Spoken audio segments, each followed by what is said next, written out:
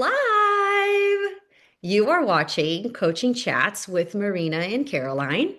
I'm Marina Baranowski of the Coaching Marina. And I am Caroline Day with Safe Data Change. How are you, my friend? I'm well, my friend. How are you? I'm great and excited Yes. because this topic is amazing. It is the week of Valentine's Day. So, of course, we have chosen the languages of love. How do you feel about the languages of love, my friend? Oh, it's so rich. It is so interesting because it really puts it into perspective. Like when you're just talking about love, when you are expecting things, like this really puts everything into perspective. And you're like, oh, you're right. Okay. So let's get into it. Let's do it. So, I know we want to talk a little bit about this book called The Love Languages, Yeah. right? Is that what it's? Yes. Yes, So, love languages. It came out in the early 90s. I was in high school when it came out. Hi. Okay. I don't believe I read it until college though. And it really changed my perspective on love and how to embrace it. There are certain levels and aspects of it that made so much sense to me. So I don't know, do you really want to maybe go into because he has five on his list. right. Um, What are the yeah. five? Do you remember? I believe the first one is words of affirmation. That's right. Okay. And words of affirmation can really be like just expressing verbally an appreciation, a compliment, some sort of an encouragement, or like a supportive word, or um, just I love yous. These are words that come from your mouth expressing what it is that you're feeling. Right. And then So there's quality time. yes, quality time being the second one.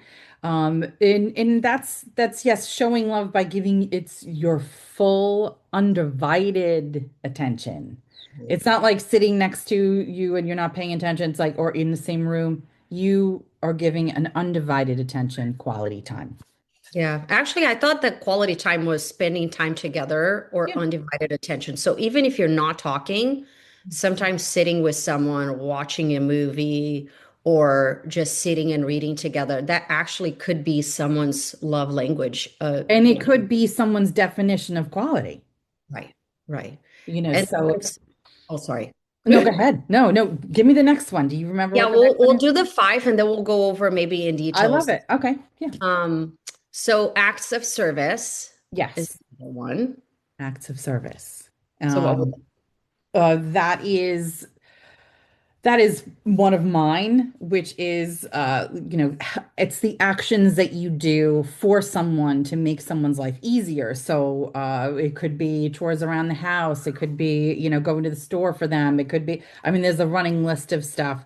But acts of service is definitely one of them. Yeah, performing actions. It kind of says it already, right? Yeah. Performing actions of service towards the person you love. Yes. Yeah, so demonstrating your love through actions. Yeah. And then there's receiving gifts. Receiving gifts is not one of mine, but I understand people who do use this. This is you feel loved when you receive a present or some sort of symbolic gift, or that they show you that your thoughtfulness. It could be, an expensive gift or, something that you really wanted, but giving gifts is their way of showing love. Yeah. And then the last one is physical touch. My favorite, physical touch. And that doesn't mean necessarily just what you think, sexual. This is an all amount. This is hugs. This is hand holding. This is an affectionate touches. This is hugging. I mean, just any sort of contact, giving that loving energy to someone else Yeah. through touch. Yes, exactly. So anything related really to touch, it could be just rubbing the back, right? Anything physical Yeah. that will bring the person close to love. Yeah. Okay. So you did already say a little bit. of what your love languages are. You said acts of service and physical touch. So tell me a little bit more about that. Like, what does that make you feel? Like, how did you come about finding out that those are your love languages? This is a self-assessed situation where I took a look at each one of them and said, if I received words of affirmation, how would that make me feel? And I was like, yes, I love being told that, I'm doing a great job. I love being told, that, someone loves me. I loved having those words of love towards me. But I also loved giving that to someone else. I think that, and that's not just in a romantic situation, that could be familial, that could be friendships. Being able to have words of affirmation is one huge way that I express love towards someone. Yeah.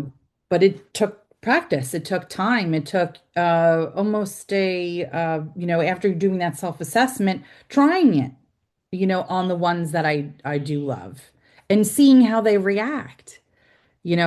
I don't know anyone who, when someone says I love you to them, that they recoil in such a way that it's like, never tell me that again. Like, these are just simple ways of expressing love, and words of affirmation being one of them.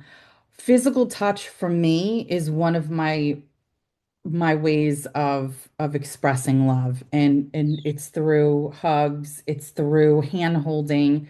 Sometimes I just grab on, to my husband's arm, and just kind of snuggle up next to his arm because that makes me feel good. And that's my way of loving myself. So when you sit with the things that make you feel good, this is what your love language is. And it's all a matter of testing them all and Yeah. seeing what hits you well. Yeah. I love that. I love that you explain both of them so well because one thing that we always hear and we even learn is that treat others the way you'd like to be treated. But when it comes to love language, you actually want to treat the person the way they like to be treated, not the other way around. So sometimes what we believe is a language of love, especially if we like a certain love language, we try to express that onto others when it's not their love language. So what can you tell me about that? It's interesting because I am reminded of a situation where a friend of mine would always get tons of gifts from her husband, tons, and expensive gifts, and just showered with stuff. And it was always kind of like, oh, okay, it's great, thanks, oh, that's wonderful, blah, blah, blah.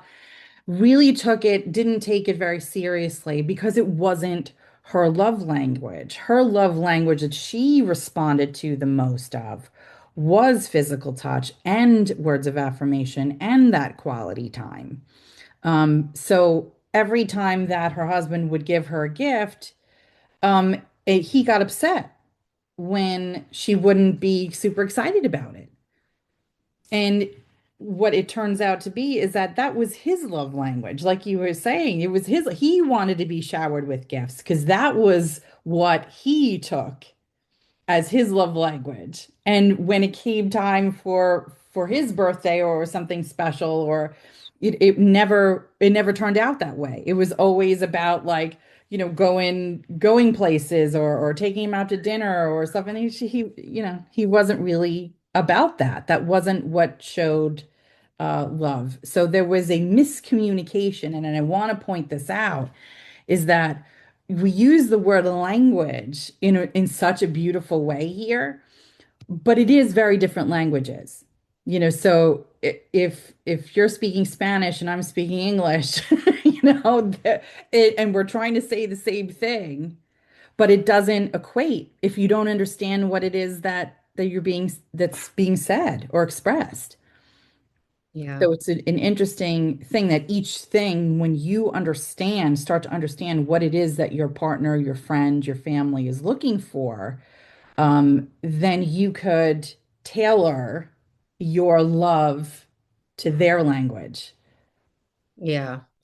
Yeah, that's true because people sometimes don't know. They don't even know their own love language. I also learned about the love languages very late in life. I think in my early 30s, to be quite honest. I just didn't know what I like and what I didn't like. And there were no words or categories for me to choose, or I didn't think that they existed. And so, how do you think?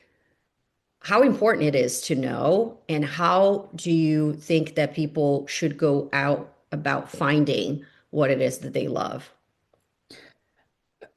Somewhat to do exactly what I did in the respect of it's a self-assessment first. Before you even start figuring out what it is that your partner wants or your friend or your family wants, you need to figure out what you are looking for and what jazzes you, what gets you excited. So in my case, going through them and reading about them, I was like, well, okay, this makes sense.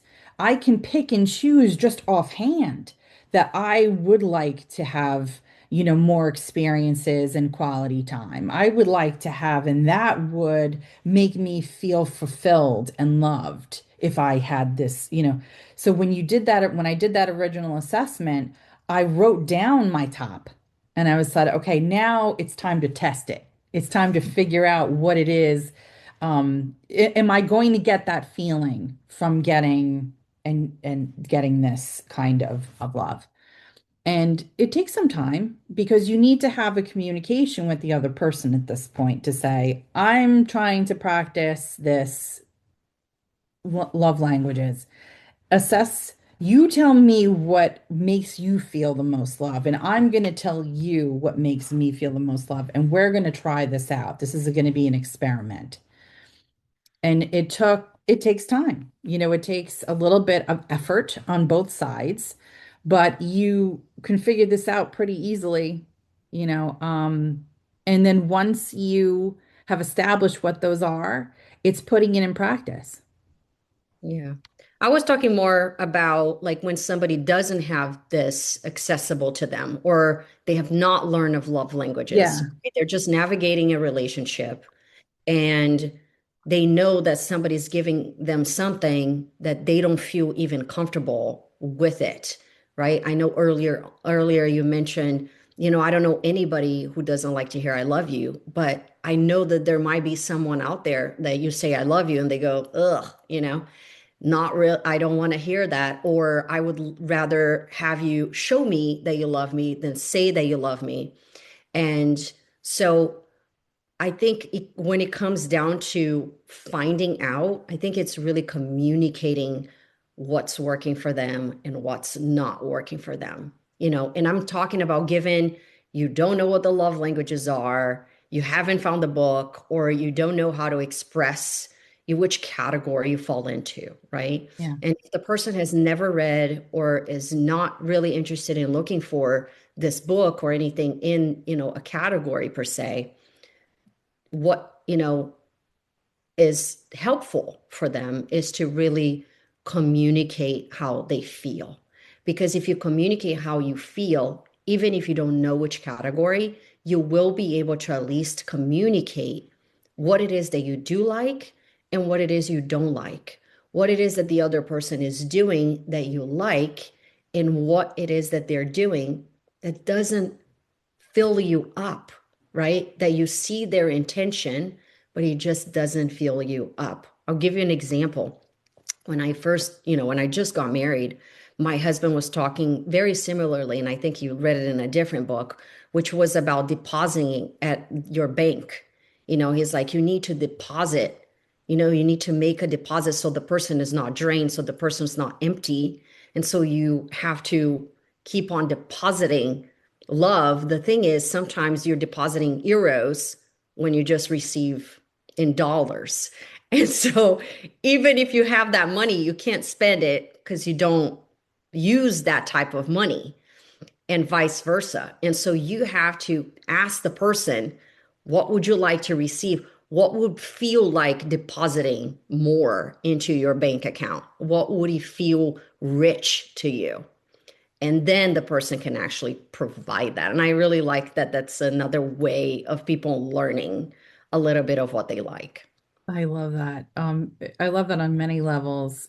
And again, comes down to communication, but it also lends to a broader topic is you're taking a look at it from a different lens. So I love this mindset shift where they are giving you love. You may not recognize it. They're giving you love in the way that they think that you will take it, but that's not your love language. So you're looking at it like, why are you waving around like that? Like, I don't understand, what you're doing there. I don't know what this is. When they're like, I'm doing this dance for you because this is how I'm showing you that I love you. You don't understand that, and you're like, I have no idea what you're doing. Like this level of communication needs to open up and not just be um assumed. Do not assume that what it is that you're doing is being received as love or being received in a positive light. So having this open line of communication is very important. So even if you don't know what the love languages are, by saying, I'm buying you this gift because I want to show you just how much that I love you. And every time that you see this gift, I want you to remember me. And I want you to know that this is a sign of my love for you. Now they know what it is. Now they have an idea of what this is. In the same way that by giving and spending quality time. I'm taking you out on this trip because I wanted to show you just how much that I love you and how much I love our time together. And this is just simple one or two sentences. Now the other person understands what it is that this trip is or that this experience is. So don't assume it. And then at the second level, don't be upset that they're not understanding or they're not your expectation of what their reaction is doesn't meet your standard. So opening up that line of communication and letting them know is very important. Yeah. I love what you said about assuming, right? It's not even about not assuming.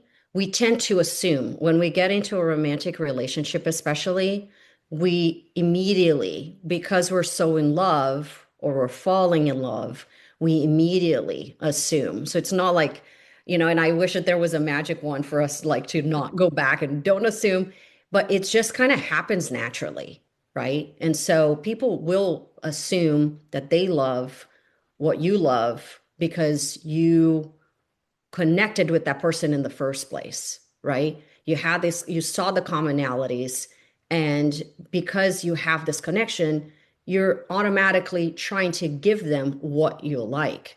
So it's not even, and I love that because later on, I think assuming or not assuming will play a huge role. But when you meet someone, you can't help but like try to show the love as you want it. And I think that that's also a lot of information about you.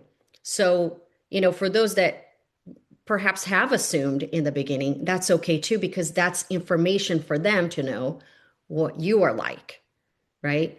But since we're talking about this topic, of what love language is for one person versus the other, it's important to talk about safety as well, because people love the way they feel safe to do so, right? And I had to dig a little bit to see that, why romantic relationships sometimes activate the childhood attachment. And the reason is because when you're in a romantic relationship, there is attachment, intimacy, and dependency, just like you would with your childhood, and so let's talk about this a little bit. Why do you think, for example, you like physical touch in acts of service when you go back to your childhood? Going back to your childhood, and I'm glad you brought this up because within that realm of safety, eh, going back to my childhood, and getting hugs was definitely something that I enjoyed and was a sign of love to me. So it was something that I received, which was nice. But the acts of service piece, I wasn't people didn't do stuff for me. So it was something that was missing. And so I went in the opposite direction and said, I like acts of service. I like doing for others because it was something that I didn't receive. So you're either taking it from something you've received and that was wonderful or something that you didn't get. And so there is such a dichotomy there that you pick and choose your within your childhood what it is that equates that equal sign to what love is, and that's what you try to translate into your adulthood. Yeah. And I think that's why sometimes it doesn't click, right? Because what you receive or what you missed, you're trying to express, but that could be completely different than what the person received or what they were missing in their lives. Yeah. And so they too are trying to seek the same thing, right? And so I think that's why it's beautiful that when we love someone, that we try to express in our own language first, assuming that they would like it, and then the communication comes next, which is, did you like it? Yeah. What is your feedback about how you like to receive it? And that's when you can understand if that was something that they value or something that they don't. However, I think most people can say that they like a little bit of all of the love languages. You know, Yes. you can think, like I actually, if somebody were to give me a word of affirmation or tell me that they like me at first, that might be something that you like at first. So, how do you differentiate between I like all of these languages and but then over time I would prefer this one or two type of languages? Because that's also a misunderstanding, right? You might go into a relationship and the person did an act of service and you really appreciate it, and now they want to do all of the acts of service. And now you're annoyed because they're trying to pick up your clothes. They're trying to fold your laundry. They're trying to do all of it for you. And you're like, I'm losing my independence. Stop doing these acts of service. I know you love it. And I liked it at some point. How does it shift from this is good to, you know, repetitive or over time? You're like, actually, this was not what I wanted, or when is too much, or enough. You said it. This is time, right? This is a beautiful thing because through time and through your experiences with those people, you change as a person sometimes. So your priorities could change. And so it's always shifting. The priority order of these love languages change. So physical touch, it was really on the top of my list. Now it's not so much on the top of my list. It's somewhere maybe like on two or three. And it just keeps shifting based on how you move through life. And and don't be afraid to do that and also to communicate that. So in the example of the acts of service, I can understand by, maybe someone, doesn't want to be taken care of in that way. Maybe it was the one or two things being done for them that made them feel good. But now being totally taken care of took their autonomy away. This is something that can be communicated, and it's important to do so. So by exploring and keeping those options open and that communication open, you could always move these around. And this is the beauty part of it. This is language. These are dialects. This isn't like once you are familiar with all of the languages, this is just, putting a little twang on it. This is just a little dialect issue. That's it. Yeah, I totally agree. Because at the end of the day, you want to feel safest around somebody, right? When you feel comfortable, that's when you're safest around them. When you're feeling seen, heard, understood, valued. So those things are very important, right? When you feel that you can depend on this person, when you feel safe around them and safe when they're not around because they're with you. There's this connection, right? But the way people see love is completely different from one another. And I think communication allows people to explain what's good and what's not good. So, how would you say somebody would come about telling them about, these, I don't want to say troubles, but when somebody does not like a love language, how do they come about telling their loved ones without hurting them? I think this is a good question because this open line of communication that needs to happen, letting them know what you're trying to do, letting them know that this is not a disparaging conversation, letting them know that this is something that you just want to know more about. This is an exploration, this is a discussion, and that nothing that is being said within the discussion is to be taken in negative context. That's not to say that that doesn't happen. I'm just saying by setting the ground rules for the conversation generally releases any of the tension initially, and you go, okay, they're working on something. Okay, so maybe I can help in this. I need your help. I'm trying to understand how you want to be loved, and I want to tell you how I feel the most loved. Can we work on this together? And if there is another willing participant, more likely times than not, they'll say, yes, let's have this discussion. And then at that point, giving examples of things. I loved when you took me to this restaurant, and ordered the food for me. I loved when you bought me this gift and told me how much it meant to you. I loved when you held the door open for me. These are small little things, but the thing is they go, oh, okay, this is where they find value in love. So I'm going to do more of this. If you're in a relationship where you want to show more love, actually expressing and telling the person how you feel the most loved gives them the opportunity to do the same. And you could vice versa. Because Yeah. without having that full understanding, um, then they're left to guess. And then what happens when you're guessing and you're trying, there's a level of expectation, and expectation is horrendous. Expectation, expecting something to happen and it not happen, like puts an asterisk on any beautiful moment, and I can't stand that.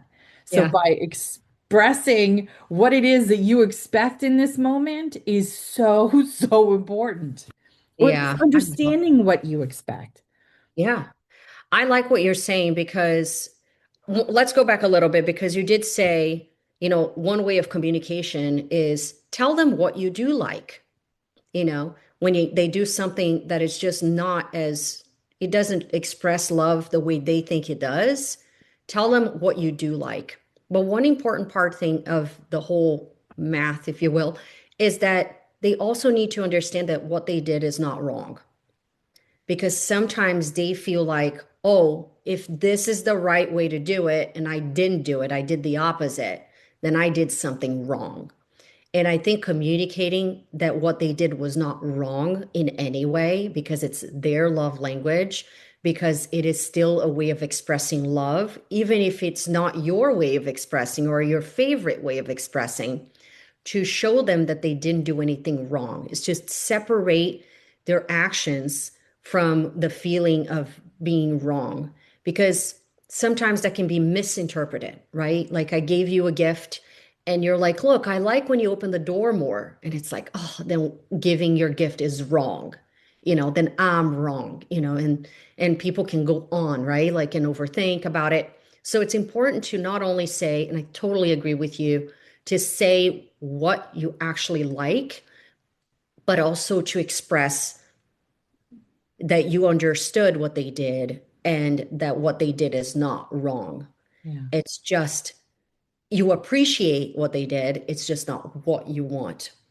But the second thing you said, which was extremely important too, is assumption or expectation more, right? What happens when in a relationship you tell somebody over and over and over again, this is how I like to be loved. This is what makes me safe. And they don't get it. And now they're either resenting the person because they're expecting it, or even more, when somebody's expecting and not even telling their partner that they want this, but they're just extremely frustrated or sad because they're expecting this to happen and it doesn't happen. Let's talk about that. Okay. My first go-to is how are they expressing love? Figuring out maybe they're stuck on their own love language and they're expressing their own kind of love. So first start there. If there's no sort of love at all coming from anywhere, that's a completely different conversation. This is if you've already expressed what you prefer in love language, it's a preferential right. So what is it that they're doing? So are they still buying you gifts and not, again, this is appreciating what it is that they do to show love is a beautiful reframe in step on the initial. Understand that they do love you, and the way that they're showing their love may be their version of their love language.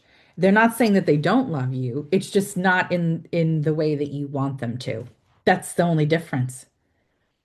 And then having further discussions to say, I love everything that you're doing. Everything that you are expressing to me is so special and so amazing.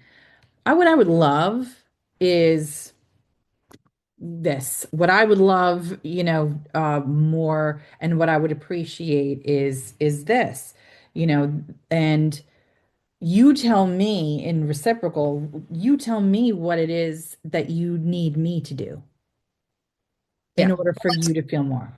Yeah. Let's go back in the expectation. I'll give you an example. So, in a relationship, somebody is always late and somebody is always on time, right? And let's say that in this example, the person that is always late was already communicated, I needed to be on time for this. We're going to meet so and so, whatever, right? There's an event.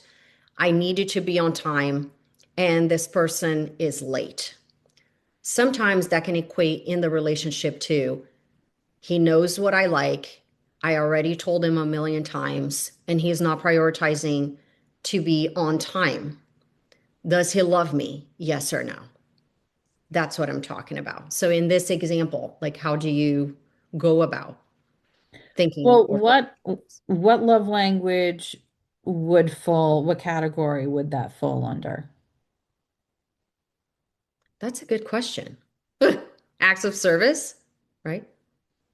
Maybe Maybe. Maybe it's it's not quality time or words of affirmation or so, gift, but it's the soft touch. so it may be a preference, Yeah. that you would want to. What are you trying to get? And again, this is not about the other person, this is about you. What are you trying to get from being on time? Are you trying to get words of affirmation? Are you trying to, where are you falling in line with this? And will you be willing to meet each other in the middle? And is there a Action. compromise? It's definitely acts of service because the person wants you to act a certain way. So showing up on time, which is an act of service, right? Showing up your time means maybe he respects you or he cares about you, right? So we're not talking about any other love language, right? Okay. Specifically, they are not on time, right? And so they equate that to you don't care, you don't love me. I already told you I like you to be a certain time, right? So how do we separate that so that the person is not feeling this way? this is a deeper discussion, but I think that by understanding each side, why is being late a thing? Why is it may be as simple as it's something that they've always done. Being fashionably late is something that they have always done. So now who has the greater need, and what is the core need here that is not being met? Are they not doing what you want them to? And that's the thing. They're not listening to me. They're not hearing me out.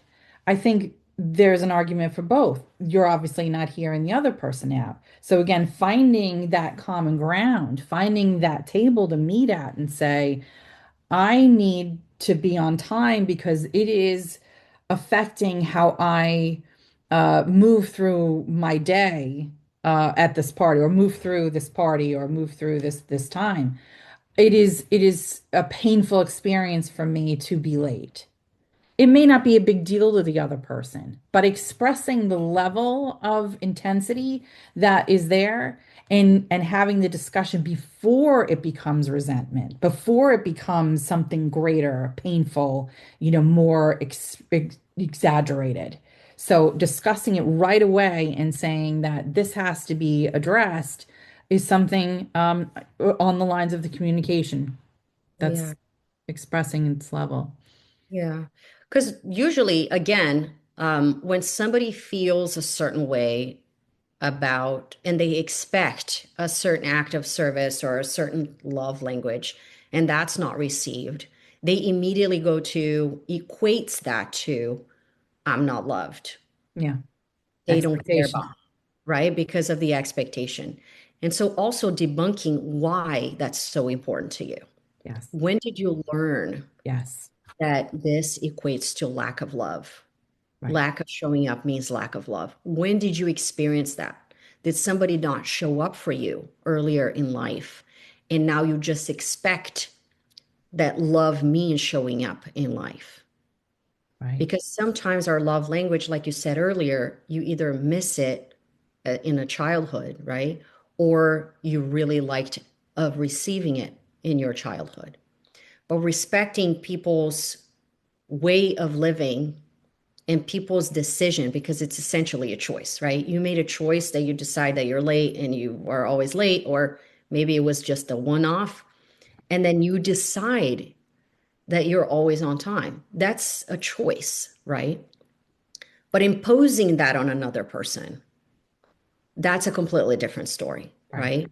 When it starts to affect your relationships, that's when you have to ask yourself, how is this so important to me? What does it mean to me?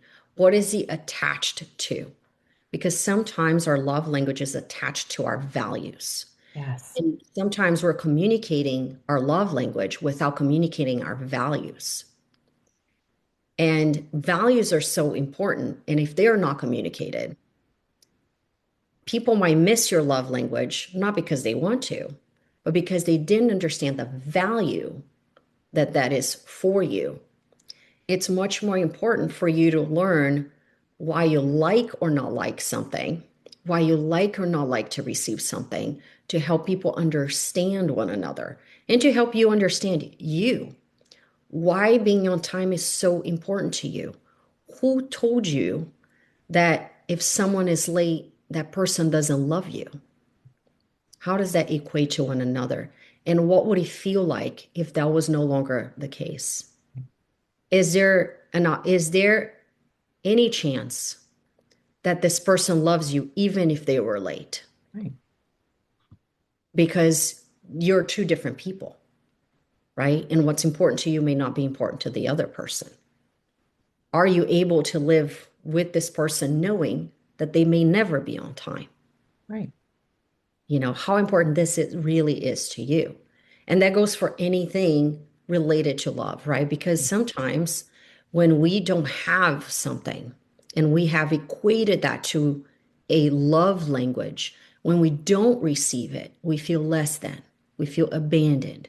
And it goes back to the same types of feelings that you felt as a child when you were receiving or not receiving those actions, those love languages as a child, and it will come back and it will be expressed later on in your romantic relationships. And so I think on top of, knowing the love language is also knowing what's the value behind the love language, because the value will tell you a lot if it's something that you seek or is something that you appreciate. Yeah. And you can use that to navigate even your love language for people to learn what it's like. And I'll give you another example about, and I think I talked about it before with screaming, right? I grew up in a family that it was quite normal to talk loudly, to express, and that actually meant love.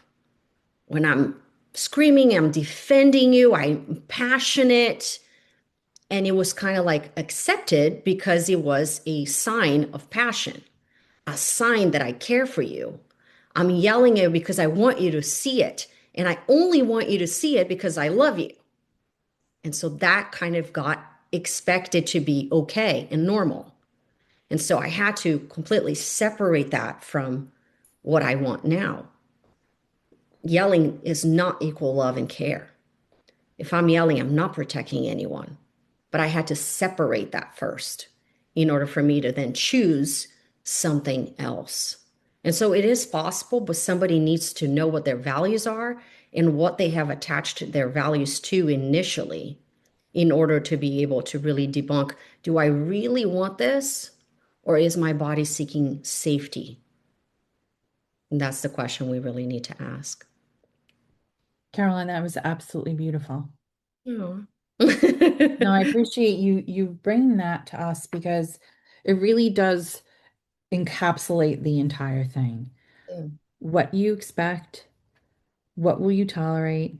What core need are you trying to achieve? Where did it come from? Can you understand yourself?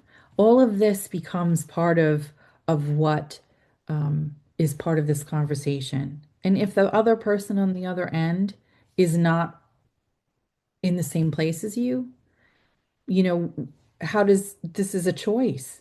You have to make that choice on how to proceed and go forward. And I just very beautifully framed. So thank you for sharing with that. of course. And I think it's all about priority too. What are you willing to prioritize Right. to make sure that you are still respecting and loving in a way that the person wants to be respected and loved? Yes. Because two very different people will come together, to live together. And it doesn't have to be just romantic relationships, No. right? Relations with family members, relations with roommates, right? What are you willing, like you said, to tolerate? What are you willing to communicate, and express? And expressing your values sometimes takes a lot of vulnerability.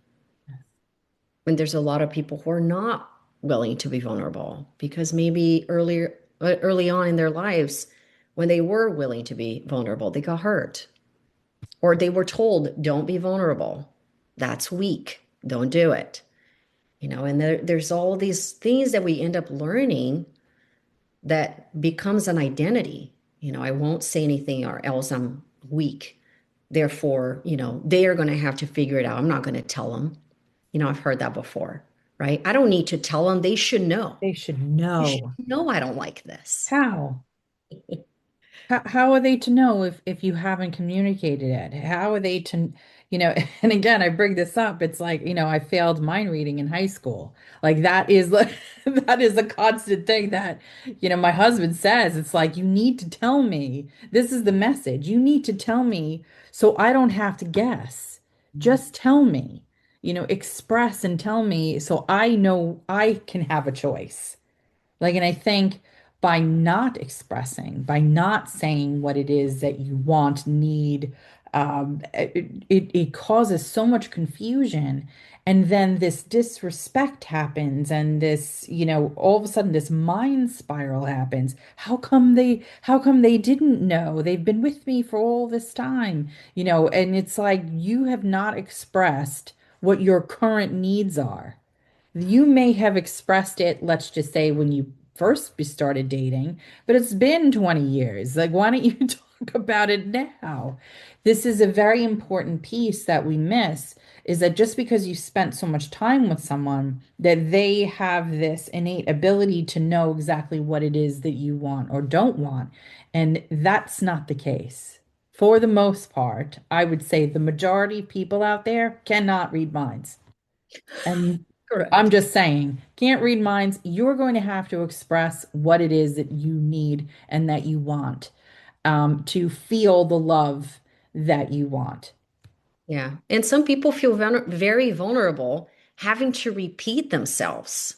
They Yeah, don't see it, right? They're like, why do I have to repeat? I already told them. But in reality, it feels very vulnerable yeah, because it's you asking again for what you want. And maybe you're not used to asking for what you want. that's a big one. That's a big one, especially for for people my age. It's asking for what it is that you want is showing weakness. It is showing some vulnerability, and you don't want it to be used against you. So, but if you don't express it, how is it going to be used for good then? Yeah. And Yeah. healing that part of yourself is always important too. Going Ooh, back, thinking, how old were you when you wanted to say something and you felt vulnerable and you didn't ask for what you wanted? right. What was happening then? Because maybe it was just your mom saying, shut up. I don't want to hear it. This is what you're going to get. And you felt like you had to shut yourself, right? And shut your thoughts and your opinions about it. And you felt very alone. Yeah. Remember, we have the ability to go back at any point in time and really soothe that part of us that needed soothing Yeah. and allow that part of you to be sad, to feel alone, to feel like they were abandoned at that moment. Allow that pain to pass and then provide them the love that you already have now, Yeah. the wisdom that you have now. It's okay. That served you then. You had to shut up, otherwise, there will be repercussions. But this is not the situation now. You're safe now. Yeah.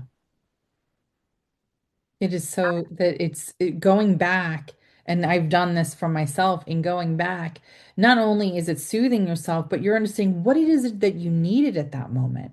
Was it a hug? Was it advice? Was it, someone just to listen to you? You have to understand what it is that you needed in those moments that come up all the time for you. Well, if my mom, or if my dad was there all the time, then maybe I wouldn't turn out the way. But what did you need at that moment? And just figuring that out, and that is where you can find where that love, where do you want to be loved? Is it in words? Is it in a physical touch? Is it in spending time? Those are the things that will come up when you do that review. Yeah, that's beautiful. Yeah, that's true. It does come up. And it's also healing.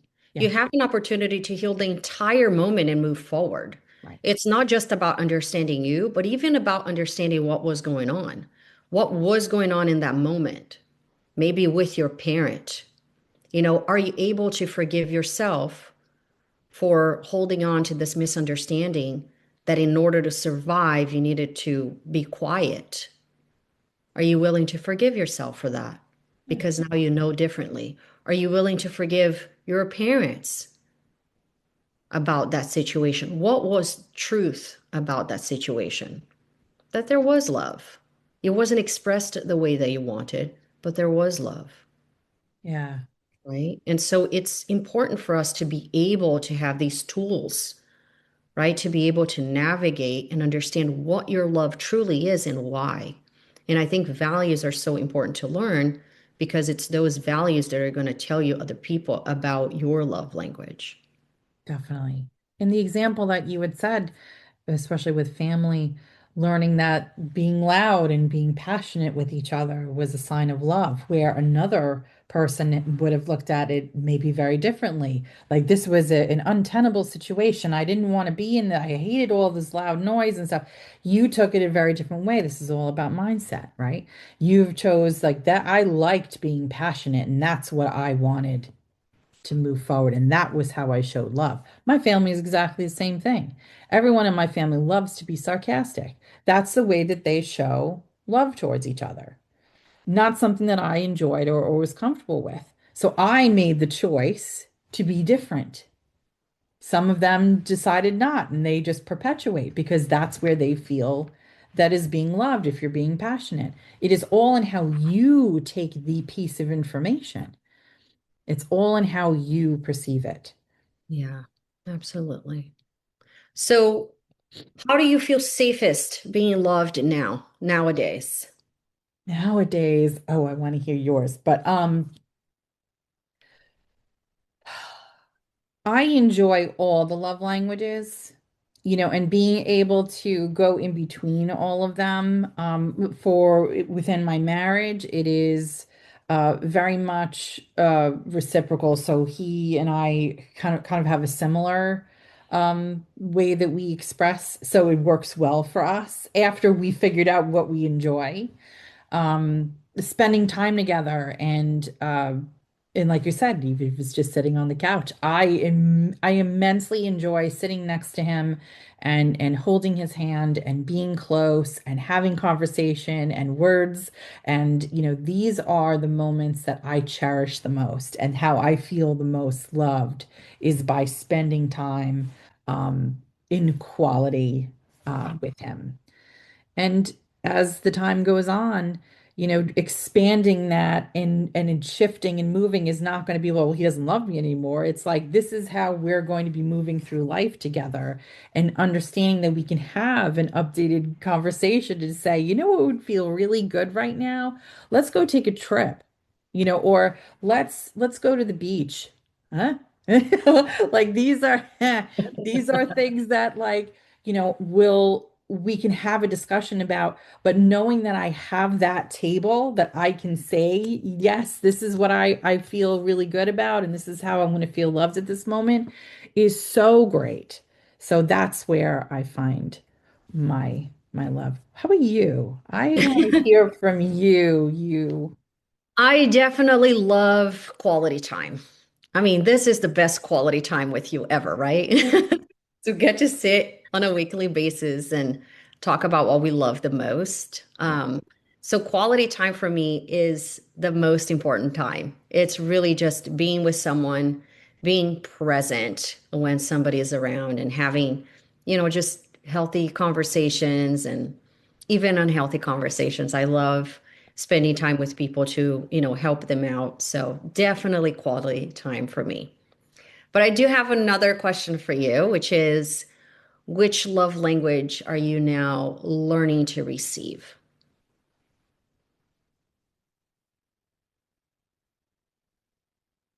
Gifts. Okay, tell me more. Okay, gifts has never been my thing. Uh, Getting gifts is not something I was very comfortable with. It was not something that I felt, I guess for myself was like deserving. But again, a lot of that has been healed already. But now getting gifts and what they mean and knowing what they mean, and as small and simple that it is, I received a gift recently that was so meaningful to me that I felt such an overwhelming sense of like, love, and it was just very beautiful. I am very much into synchronicities, so multiple numbers and stuff like that. And this person, who is a dear friend of mine, sent me in the mail this. I have to show you because I'm like so. My lovely friend Andrea sent me this 1111. Oh, wow. And Very nice. I open this thing up and I start crying because it was like someone who sent me something from the bottom of their heart. I felt the energy that was encapsulated in this gift. But my immediate reaction was like, "Oh my gosh, I shouldn't have this gift. Like, why would someone give this to me?" So learning how to receive, being able to receive gifts and being okay with receiving gifts is something that I'm working on right now. That's beautiful. How was that before? Like maybe even like growing up, receiving gifts. Thank you, because this is where it stems from. Receiving gifts was not something that receiving gifts that I wanted was not something that I experienced. There was either a constraint from a financial situation where I wasn't able to get, and there was another part that um, basically my parents didn't want to shower me or spoil me kind of mentality, so they wouldn't give me some of the things that I wanted. Um, so it wasn't something that it was absent in my childhood.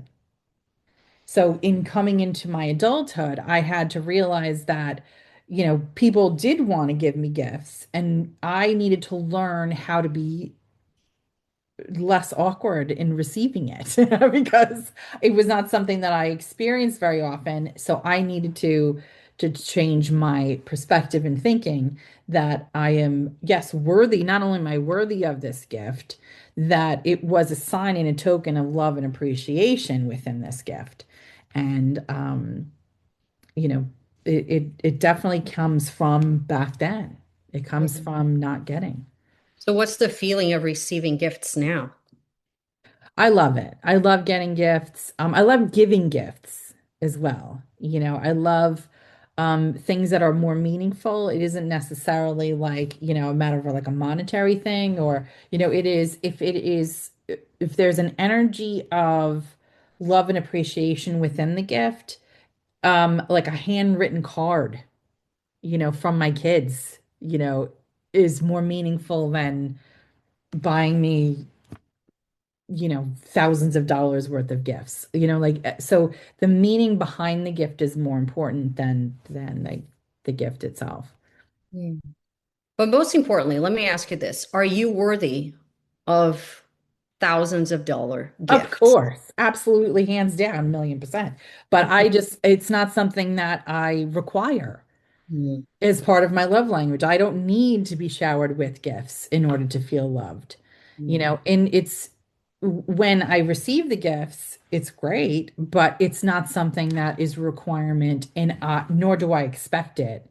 So it's never an expectation in my brain, right? So I'm never disappointed, right? So it's definitely so I would say that would be the one that I'm working on now. It's the gifts. Beautiful. What about you? Do you have one in particular that you are working on?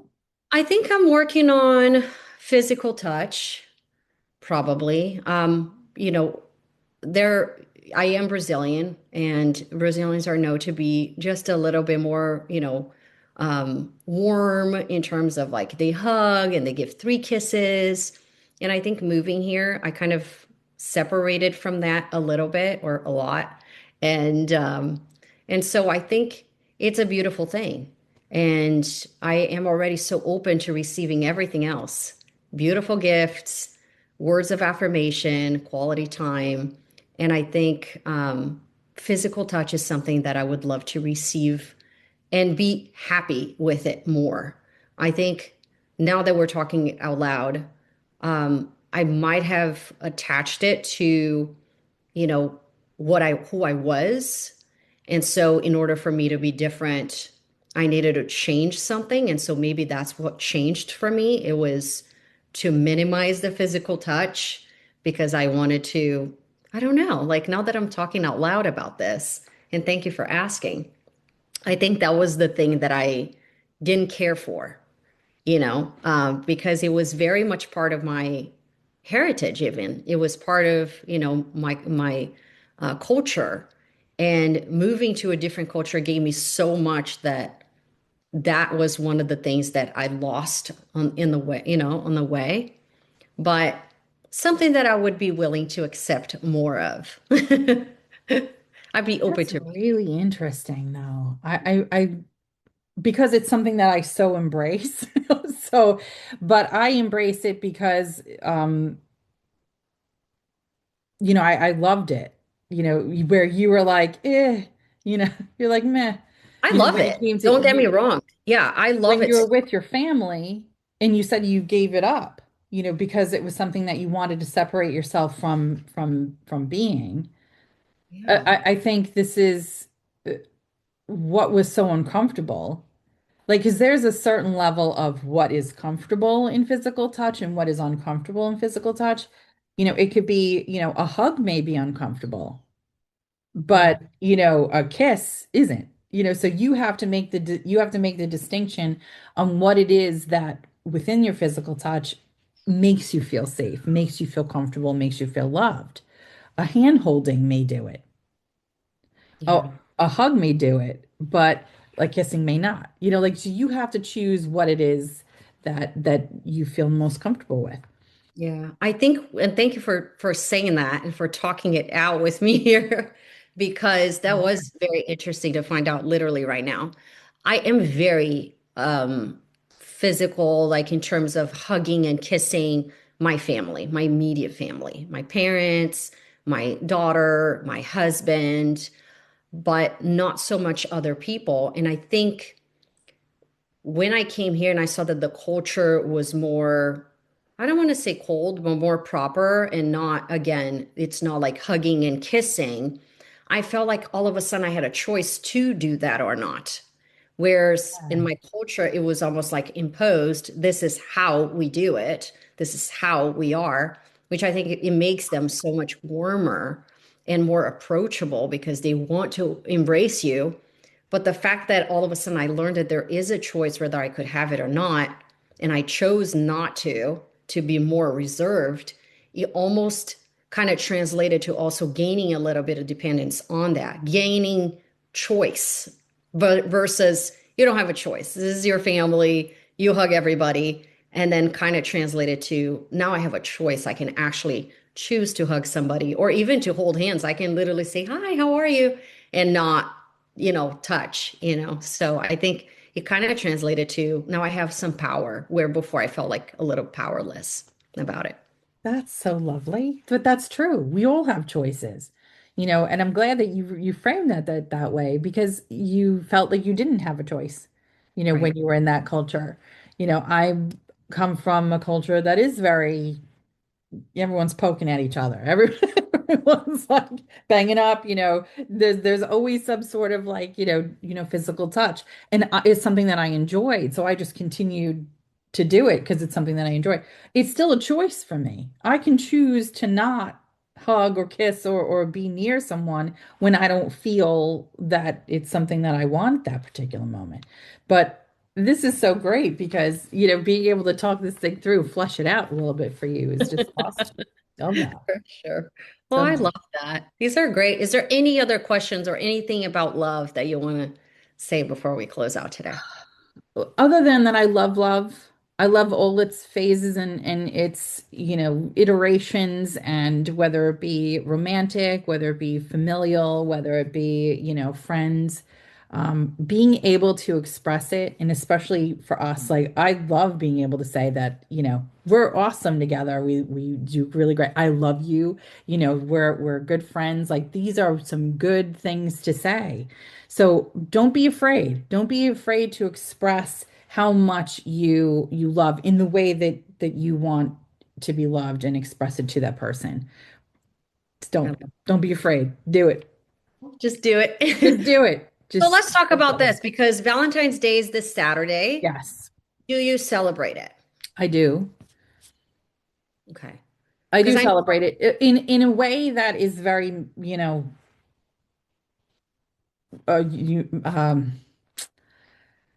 private. Mhm. I don't go to parties or we don't, go out to eat or anything like that. It is a time where we spend one-on-one, undivided, just enjoying each other and dropping everything else, every stress, every worry, every conversation about work, and we just spend time with each other. And it's really important to do that. Yeah. That's beautiful. We too. We too celebrate Valentine's Day, and we've had our phases. Now we have a 10-year-old, but we had the phase where we wanted to go out, and I always received beautiful flowers and a card. And we're very giving in that way. Like, we want to give to each other. We want to go out and celebrate. And I know that there's a lot of people out there who do not celebrate, who have attached very much, Valentine's Day with, purchasing and merchandise and whatnot. I know in my daughter's school, the teacher had a voting system whether or not they wanted to celebrate Valentine's Day or not.